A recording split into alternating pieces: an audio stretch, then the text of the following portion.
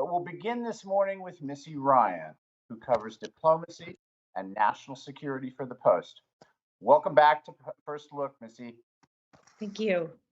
Been watching the opening days of a long-awaited Ukraine offensive against Russia in the last couple of days. From what you can tell, Missy, how big is it in scope, and what appears to be the goal of this offensive?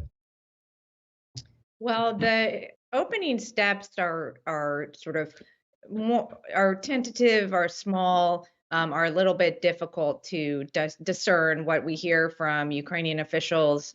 Not on the record because the Ukrainian government has not announced the beginning of the counteroffensive officially. Is that there are certain brigades being pushed, especially in southern Zaporizhia region, and that there's the use of Leopard tanks and Bradley fighting vehicles that indicate that this long-awaited offensive has begun. So it's not the most clear. It's not like a World War II style armored columns pushing through in a massive observable operation at this stage. It's more of this gradual beginning. The U.S. officials have been talking to us for weeks now, but the goal is more clear, and that is to recapture territory from the Russian forces. The Ukrainian government's goal officially is to reclaim every inch of Ukrainian territory, including the occupied Crimea Peninsula. But really, I think more realistically, they're hoping to show that they can reclaim substantial or at least modest, areas in southeast Ukraine with the goal of putting at risk this land bridge that Russia has from Russia proper to Crimea.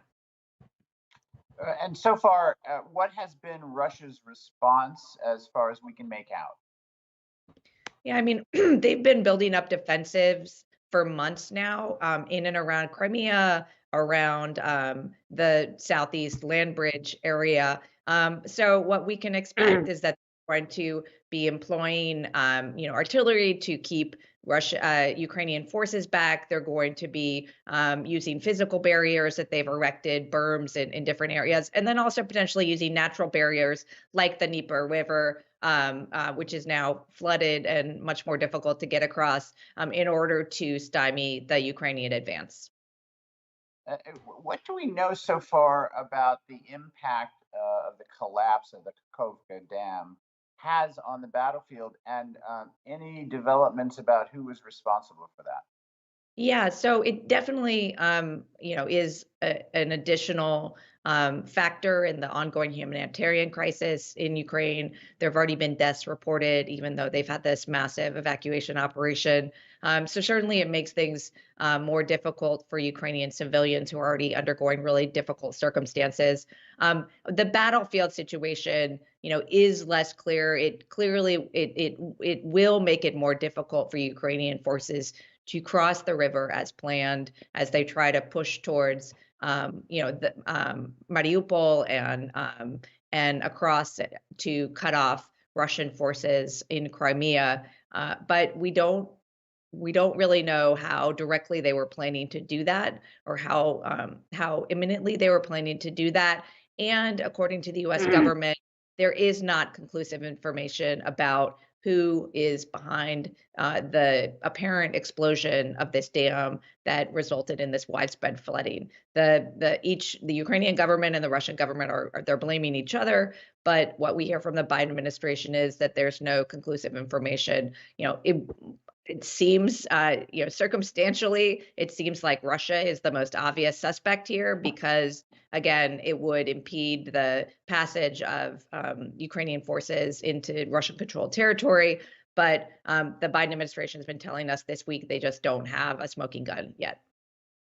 The Biden administration, Missy, has repeatedly said it doesn't want Ukraine to, as Biden put it, quote, strike beyond its borders. What does Yeah. that mean?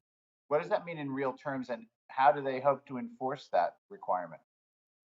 Yeah, they can't really enforce it, except by potentially threatening to withhold future weapons deliveries. What our understanding is that, there has been guidance that is provided to the Ukrainian government by the United States as they have been providing these, this increasingly significant array of weaponry with a, increasing reach, that they say, we don't want you to use this to conduct strikes within Russian territory, obviously because they want to avoid a direct conflict between NATO and Russia. And so when there have been instances where it does seem like the Ukrainian government may have conducted strikes deeper than Russia, there were these drone attacks recently within targeting Moscow that were sort of mysterious. The Biden administration has said, either pointed out that these attacks were not conducted with American equipment and that they can't tell Ukraine what to do or not to do with equipment that is not American origin. And then, when there have been instances where it seems like some American vehicles may have been used inside of Ukraine, in the other sorts of all these, very murky circumstances, they just, I think, privately are conveying caution to the Ukrainian government. Missy, thank you for helping us make sense of the early days of this offensive and the normal fog of war. Good luck. Yeah. Thank you. Thank you. Bet. Okay, we move on now to our opinion pros, associate editor and columnist Ruth Marcus, and contributing columnist Ramesh Ponnuru. Good morning, guys. Good morning. Ruth, it's clear now that the federal prosecutors have indicted former President Donald Trump. Just at a basic level, what do we know and what are we still trying to learn this morning? Well, talk about fog of war. We are still waiting to see what is actually in the indictment. We have more information about what some of the counts are, but that information comes solely from the Donald Trump side of the equation. The indictment is still under seal, and federal prosecutors appropriately aren't talking about it. But more important, we don't have the underlying facts. And as you well know, as my editor, I have long thought that when we get the full glimpse of the facts, when the parts of the case against Trump that were redacted, for example, close to a year ago, when we saw the search warrant affidavit justifying the search at Mar-a-Lago, I think those facts are going to be really quite daunting. The thing that's going to be interesting is at the moment, it does not look like the indictment will be unsealed until Tuesday. And that gives the pro-Trump forces who are already out quite vociferously the chance over these next several days to spin the narrative in their direction, to their end. And I think that's a potential, at least short-term risk for the Justice Department. And Ruth, what do you think in a normal course of an indictment are these kinds of details learned and how? How are they likely to come out? Well, normally they would come out, well, usually normal defendants, and we are dealing with precisely the opposite here. Normal defendants do not seize the moment and announce with kind of all caps glee/horror the fact of their own indictments. They wait until those are unsealed by prosecutors and presented in court. But we're playing by Trump rules now. Ordinarily, we would wait till Tuesday. The indictment would be unsealed. We would have a chance to digest the facts. That's not where we are. I think I should also just take this opportunity to say we are at an unprecedented and somber moment for the country. I think that the indictment will turn out to be, when we see it, justified, serious, with appalling underlying facts. But and so in that sense, we should celebrate that the rule of law is applying here, that prosecutors aren't scared off by the threat of public discord from proceeding with a case that they believe is justified. But it's still a major moment for the country, and nobody should be greeting this with joy. We do not want to be in the business generally of prosecuting former presidents. And so it's sad that we have been pushed to this by the behavior of the former president. Ramesh, as Ruth just kind of noted, this is not only the indictment of a former president, it's the first indictment of the front-running candidate for the 2024 GOP nomination, and he's ahead by a bunch. So what does this mean in your view for political terms, and what has Trump's reaction been so far? Well, of course, this is, as you both said, unprecedented. So we don't have a lot of history to fall back on in guiding our analysis. But I would be awfully surprised if this didn't lead to another rallying around effect for Trump. You're already seeing various figures in the Republican Party, including people who haven't endorsed him or people who are even running against him, like Governor DeSantis, essentially suggesting that this is a politicized, unfair, and abusive prosecution. You think that, perhaps perversely, this is going to make Trump even stronger as a candidate for the nomination. It's always seemed possible that at some point the accumulating weight of all of the controversy and all of the charges around Trump would start to hurt him even among Republican primary voters. But so far, that has been a losing bet. And Ramesh, just one more question on that. His rivals, and there are a bunch of new candidates in the race just in the last week, have they been silent in the first couple of hours or a half day of this? What, are they waiting? What options do they have in a GOP field that is still fairly Trump positive? Well, Governor Christie has somewhat refreshingly, in my view, decided that he's going to withhold judgment until we actually know more details about the charges. And that he says, we don't get our information from Truth Social, Trump's social media website, which is where we had the advance notice that the indictment was about to happen, or had happened, excuse me. We haven't heard much from some of the other candidates before the news broke. Former Vice President Mike Pence had suggested somewhat vaguely that this would be divisive and it would send a bad message, but the actual sort of ground of an objection to a prosecution is not something that he was very clear about.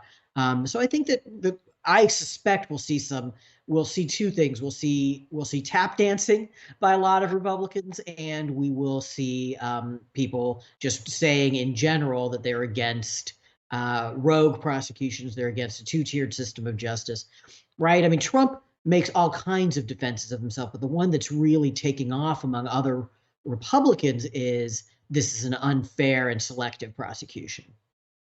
Ruth, this is not the only classified documents case that's underway at the moment. Is the investigation of Joe Biden's handling of classified materials similar to Trump's? That is such a setup, Duffy. Thank you so much. If I hear the word weapon, if I had a superpower right now, if I could create one for myself, it would be to ban the word weaponized from the public discourse for at least the next couple of weeks. Because the Republican argument, and you hear this from some of the Republican presidential candidates, and you certainly saw it from Trump's supporters on the Hill, Speaker McCarthy, Elise Stefanik, Steve Scalise, and others, is that the Department of Justice is being politicized and weaponized. This is hard to take from the people who sat by silently while that was in fact happening under the direction of one President Donald Trump. And that Trump is somehow being treated differently than Joe Biden, President Biden. That is true. He is so far being treated differently. The investigation by a different special counsel of President Biden for his handling of classified documents that were found in his office and in his home continues. But President Trump is being treated differently because the facts as we understand them are quite different. President Biden, when he discovered classified documents, volunteered that information to the Department of Justice. He cooperated with the Department of Justice and the archives. He made certain that the documents were recovered. There has been zero suggestion that he tried to illegally retain documents or that he obstructed justice in any way. So the effort, which was inevitable and I suppose smart on the side of Trump defenders to analogize these two cases, just falls apart if you have even the most minimal understanding of the facts and even the most minimal degree of intellectual honesty. Do I sound a little worked up about this? I kind of am. It's good for this early in the morning. To both of you, and then we're going to move on to the other candidates real fast. So, at the moment, does it help Trump or hurt him or both? Ramesh, you go first.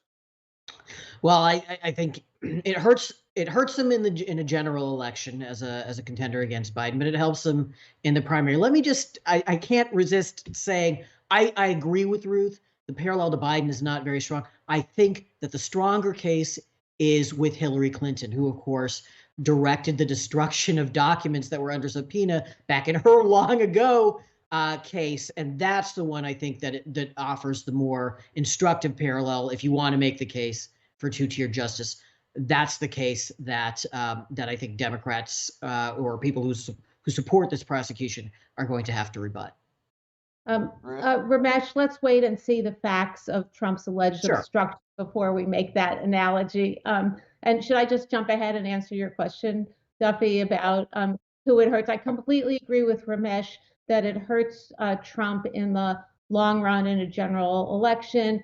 I think it probably helps him because honestly, he has the superpower kryptonite of being able to do anything, shooting people on Fifth Avenue and not turning off, in fact, attracting the Republican electorate. But I think it is conceivable, though unlikely, that both the accumulation of indictments, this makes 2, we could have 3 or 4 by the end of the summer, the accumulation of indictments and what I imagine to be the daunting facts of the one that will be unsealed at some point may be enough to make some Republican voters say, do we really need this headache in our general election candidate?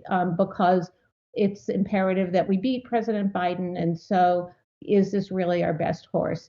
So I think the impact on Trump in the shorter primary term is still a little bit up in the air. Okay, let's move on to the other candidates. We had 2 new entrants this week, Christie and Mike Pence, not unknown to folks at all. Let's start with Pence. Ramesh, what does he bring to the race, and can he both trade on his, work on Trump's behalf and also distance himself at the same time? So, if not for certain events between November of 2020 and January of 2021, you might think that Pence was a pretty strong candidate, having been, vice president in an administration that most Republicans considered to have had some very serious successes, having ties to evangelical conservatives of quite long standing. But the problem, of course, is that he's in the situation where people who are opposed to Trump think that he was too loyal to him, and people who are really behind Trump think that he wasn't loyal enough. And there's not a whole lot of people left once you exclude those 2 categories.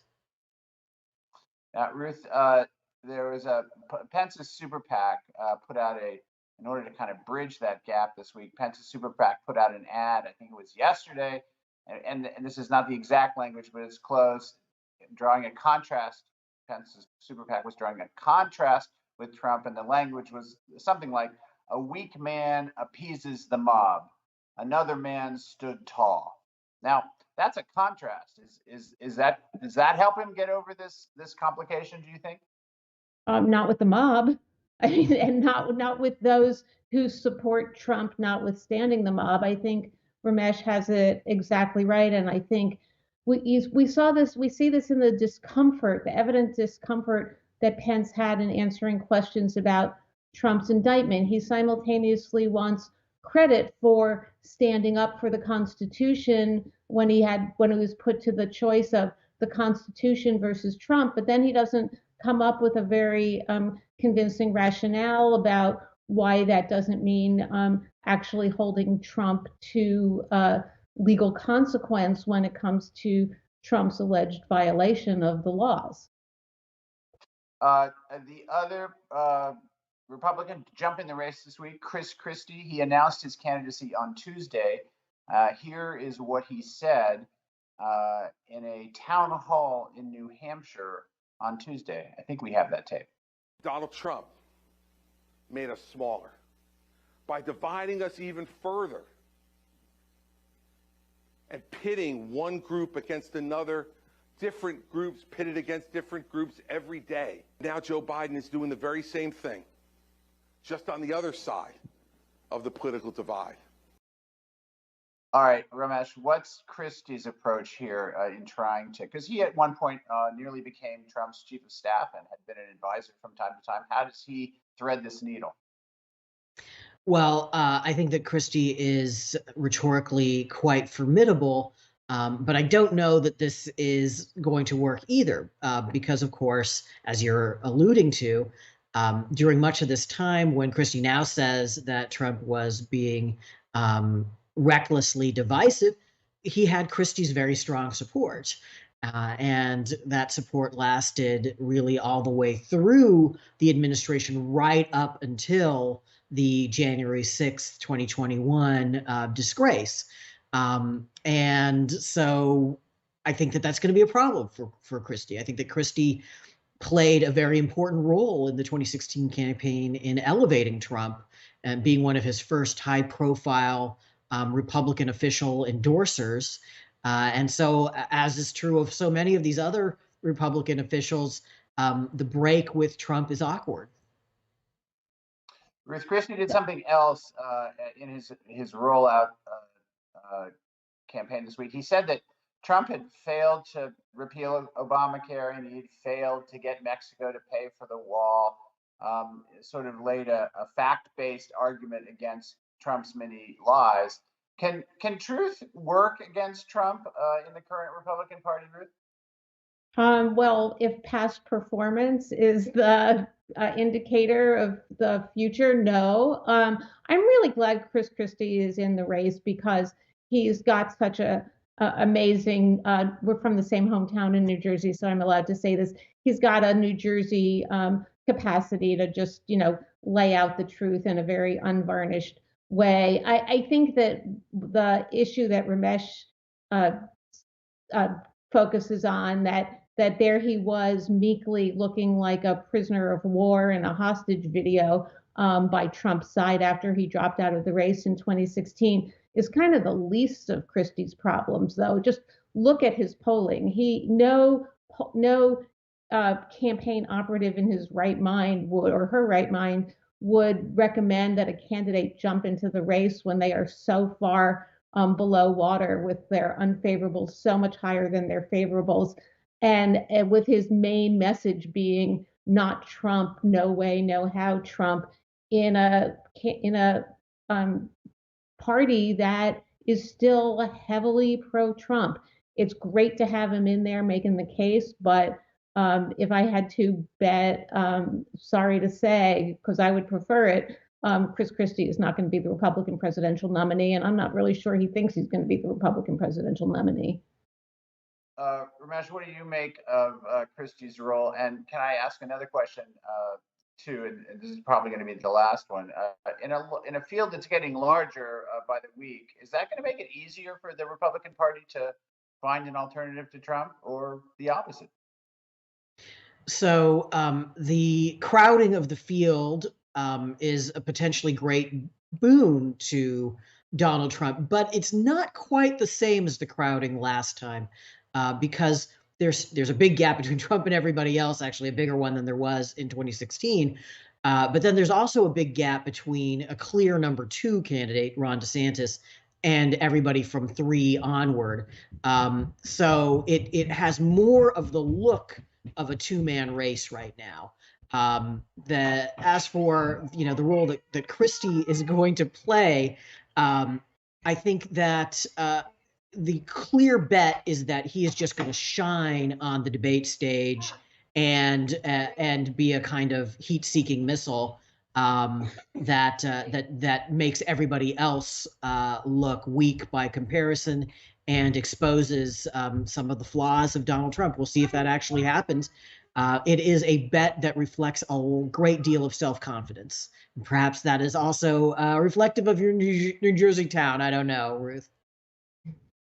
We are tough New Jerseyites in Livingston, New Jersey. There you go. Go Lancers.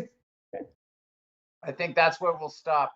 Ramesh and Ruth, thanks very much for joining us and filling in the gaps. And thanks to all of you for watching. For more information about what's coming up, go to WashingtonPostLive.com. I'm Michael Duffy. Thank you for joining this morning. Have a great day.